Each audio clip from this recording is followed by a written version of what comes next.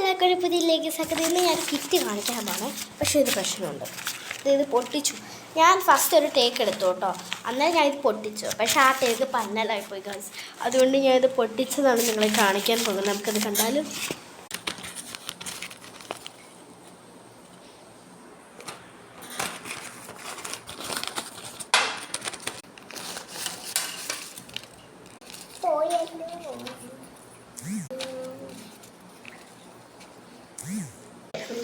കാണാം.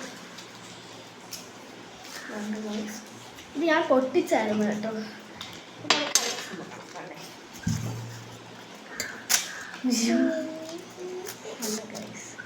ഈ ചെറിയ സ്കെയില് ഇതാണ് കൈ സ്പെഷ്യൽ സാധനം. കാണിക്കാം,